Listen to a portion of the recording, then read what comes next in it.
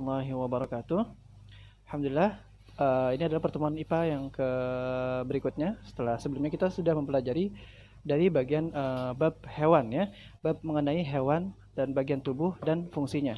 Oke, sebelumnya mungkin teman-teman Ustadz merasakan teman-teman agak kesulitan dalam pencatatan. Jadi di sini Ustadz sekedar menuliskan sedikit catatan agar teman-teman bisa lebih mudah untuk merangkum dari kegiatan yang sebelumnya Ustadz lakukan dan dari pembelajaran yang teman-teman bisa pahami ya. Oke, baik. Kita ulang sekilas terlebih dahulu. Bagian tubuh hewan dan fungsinya. Baik, yang pertama adalah berdasarkan jenis hewan dibagi menjadi, nah sebelum sudah ya. Yang pertama ada 6 ya, dibaginya menjadi 6. Yang pertama ada mamalia ya. Apa itu mamalia? Mamalia itu adalah, agar lebih gampangnya, mamalia adalah hewan yang menyusui. Nah, biar gampangnya gitu aja ya. Pendeskripsinya agak panjang ya untuk kategorinya, cuman biar lebih gampang teman-teman mengingatnya adalah hewan yang menyusui. Apa ciri-cirinya? Nah, ciri-cirinya karena dia menyusui, maka otomatis cirinya adalah memiliki kelenjar susu. Apalagi ciri berikutnya? Ciri berikutnya adalah pada mamalia biasanya terdapat berdaun telinga. Apa maksud berdaun telinga? Jadi telinganya itu terlihat jelas ya, telinga itu keluar bisa dipegang berbentuk jelas. Nah, itu maksudnya berdaun telinga. Kemudian ciri selanjutnya apa? Biasanya tubuhnya ditutupi oleh rambut. Nah, contoh mamalia apa? Misalkan kelinci, kemudian coba kerbau atau kambing, sapi. Nah, seperti itu adalah contoh dari mamalia dan mereka adalah menyusui, hewan yang menyusui seperti itu ya. Namun, nanti kita berikutnya akan mempelajari bahwa mamalia itu tidak hanya yang tadi Ustadz sebutkan adalah hewan darat ya, tidak hanya hewan darat yang menyusui. Nah, nanti ada mamalia yang hidup di air namun menyusui seperti itu. Oke, kita skip dulu, kita lewatkan dulu. Selanjutnya adalah kategorinya adalah burung ya. Burung adalah hewan yang bersayap. Nah, walaupun beberapa burung yang bersayap, sayapnya tidak bisa digunakan untuk terbang ya. Nanti kita akan pelajari juga. Yang berikutnya adalah reptilia. Apa itu reptilia?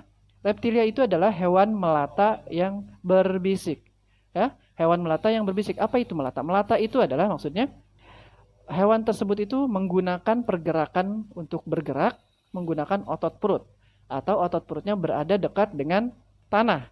Itu maksudnya melata, seperti ular atau komodo. Nah, itu kan bagian bawah perutnya itu dekat dengan tanah atau dia bergeraknya dengan otot perut tersebut. Seperti itu ya. Itu yang dimaksud dengan melata. Kemudian selanjutnya adalah ada amfibi ya. Amfibi apa? Amfibi itu hewan yang hidup di dua alam. Ya, bukan alam manusia dan alam gaib ya. Tetapi di dua alam maksudnya apa?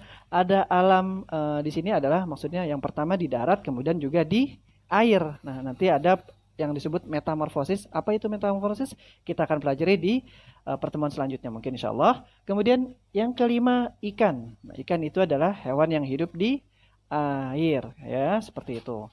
Yang terakhir termasuk jenisnya adalah insekta atau lebih mudahnya teman-teman mengingatnya sebagai serangga. Seperti itu ya. Ini berdasarkan jenisnya menjadi 6: mamalia, burung, reptilia, amfibia, ikan, dan insekta. Oke.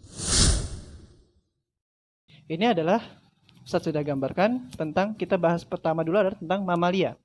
Mamalia itu ingat hewan yang menyusui. Jadi setiap yang menyusui itu berarti termasuk mamalia. Cirinya berdaun telinga, kemudian tubuhnya ditutupi bulu, kemudian dia juga memiliki kelenjar susu, itu cirinya. Tapi mamalia itu terbagi lagi menjadi dua, ya. Ada mamalia darat, ada mamalia air. Nah, contoh mamalia darat adalah seperti sapi, kambing, kucing, dan seterusnya yang bertelinganya terlihat jelas, badannya tertutupi bulu, dan kemudian mereka menyusui. Kita lihat di sini bagian tubuh hewan dan fungsinya. Pada mamalia kelinci, di sini ya, Ustaz coba gambar ceritanya kelinci ya. Ini di sini kita lihat kelinci itu daun telinganya sangat lebar, sangat besar. Telinganya lebar. Apa fungsinya? Fungsinya agar dia bisa mendengar dengan lebih baik. Ketika ada hewan mangsa yang akan mendekat, dia bisa mengetahuinya dari kejauhan. Itu fungsi mengapa telinga kelinci besar ya, lebar. Kemudian pada bagian mulut kelinci itu unik ya. Dia termasuk hewan yang bergiginya agak besar, seperti tikus juga besar. Ya, karena fungsinya apa? Untuk menggigit makanan dengan gigi depannya. Kalau untuk tikus termasuk hewan-hewan pengerat. Pengerat itu maksudnya suka menggerogoti dari makanannya ya. Kaki ya, ada kaki depan dan kaki belakang. Kaki belakang pada kelinci bentuknya berbeda dengan kaki belakang pada kambing ya. dia lebih besar ketimbang kaki depannya. Fungsinya apa? Karena kelinci memiliki kaki besar yang lebih besar agar bisa untuk melompat lebih jauh. Berbeda dengan kambing. Kambing kaki depan dan kaki belakangnya tidak berbeda jauh ya, hampir sama. Nah, itu adalah salah satu dari contoh-contoh saja dari fungsi dari bagian-bagian tubuh hewan tersebut. Oke, kita berlanjut yang kedua. Kita berlanjut ke mamalia air. Mamalia air apa? Hewan yang menyusui di air. Bagaimana cara hewan menyusui di air? Ada caranya, teman-teman bisa menyaksikannya di YouTube. Itu mereka akan menyemprotkan susunya ketika berenang, sambil berenang mereka menyemprotkan susunya.